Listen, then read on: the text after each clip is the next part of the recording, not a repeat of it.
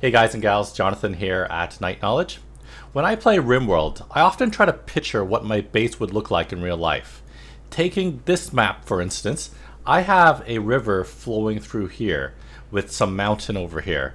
And one might look from the outside and think, oh, a river that goes through a mountain, nothing can be in there. And oh, look, a little building over here, that can't really be anything. But really, we have a little pirate's den over here and an actual huge base built inside of a mountain.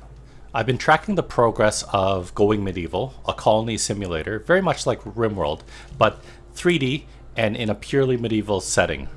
Right now, during the Steam Autumn Game Festival, the devs, Foxy Voxel, has provided a free demo that I'd like to show off today. Let's get started.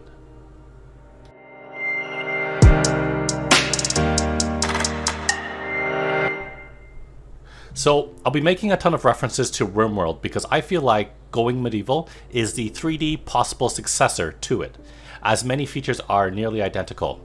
We're talking about individual villagers with their own skills and personalities, needing to feed and satisfy their needs.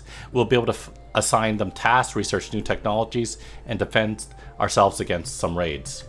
So I actually have a pre-built town. This is probably like, I think, maybe 12-15 days in. As you can see, we have quite a few buildings, and the first thing you may have noticed is that there's actual 3D-ness to it, in that there's different layers of I guess plateaus. So there's down here in this little valley, up higher, right here. If you take a look at this, I have a little tower going on here. This is purely for defensive purposes. When we get attacked, I'll bring my archers to the top and they'll be able to automatically shoot anywhere around here, and I'll have my melee guys either providing a choke point here or a choke point to the tower, and that'll defend us. Let's look at some of the features, including jobs. Very similar to Rimworld, you'll be able to set the priorities of each individual villager, either to be higher, lower, or not at all. There's scheduling as well, where you can schedule each individual villager's schedule, as in when they work, when they sleep, and when they can do anything. And finally, there is this research tree where you will be able to use research tables and create either chronicles, textbooks, or thesis, and that will allow you to unlock different technologies. So this is different from Rimworld in that in Rimworld, you pick a technology and you start researching. If you change your mind, you keep any progress for that specific research, but then you have to start fresh on the new topic. The cool thing about Going Medieval is that you'll be creating these resources called chronicles, textbook, or thesis, and then if you have, as long as you have the resource, you can unlock it. So right now I have 170, and I've already unlocked quite a few technologies. If, say, I needed defensive structures immediately, I could just unlock it right off the bat. If I don't want to, I can select clay brick making instead. There's different types of research resources because at higher levels, it requires the different types. So fermenting will require chronicles and textbooks, whereas something like defensive structures only requires chronicles, but a whole lot of it. Let's take a look at what next. When we look at the individual characters, we will see that they have something called religious and societal alignments. This doesn't seem to have an impact on the game right now. They'll have their own perks, which either gives them bonuses or debuffs. So this one has +5 mood target, but -5 mood change speed. So technically, I think that's a good thing. And then the other cool tab here, we got inventory tab. It looks like we got a head, chest, and maybe clothing. I'm not too sure. We have skills. It's very similar to Rimworld. We got animal handling, botany for like growing stuff, carpentry, construction, culinary, and so forth. And just like Rimworld, you have stars, which will indicate whether your villagers learn the specific skill faster or slower. You can hide the roofs so that you can see what's inside. and then you can see different levels. So this is the ground level, and then we can go up higher, higher, higher. Looking a little bit closer right now, I have a building right here where it's basically a wooden hut. It has 4 beds, although I did make 2 additional beds over here, so 2 people get to get a good night's rest, while 3 people have to sleep together. There are stockpiles, so 3 types of stockpiles right now: default, warfare, and dumping. So I have my dumping zone over here, I have some warfare over here, and I have 2 stockpiles here. This is like kind of like a warehouse which has a batch all of items, and right here you can tell the stockpile what you want in there. Very reminiscent of Rimworld. This is my research room, so I have 3 research tables, and we have a stockpile specifically for the books right here. I have a dining room right here, and we have a food stockpile right nearby. Unlike Rimworld, there doesn't seem to be refrigeration technology. Let me just check the skill tree. It does not look like there is anything that would provide you a way to refrigerate your food indefinitely. So food will eventually decompose. So the good news is that food doesn't seem to be too big of a deal in terms of being hard to get. There will be wild berries in the game. There will be mushrooms. Let me see if I can find some mushrooms. And there will be, let's see, that's a wolf. There will be deer and rabbits that you can hunt. Both the deer and the wolves may attack or will attack you if you don't kill them in a few shots. And then you can grow your own food. Let's take a look at the zone. You'll start off with the ability to grow cabbage, carrots, beets, and barley.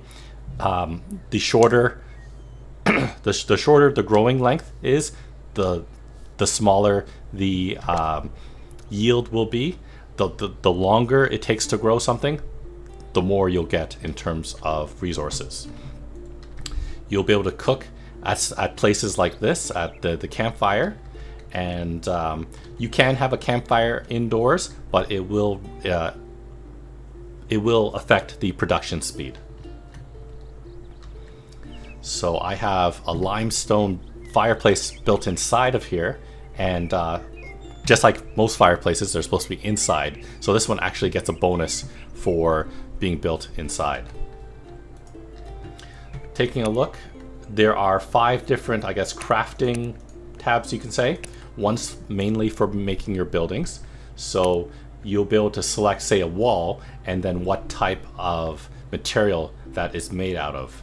And it should have, what's it called, a specific hit point to it. So wood would have the lowest, while, say, limestone or maybe even iron should have the highest.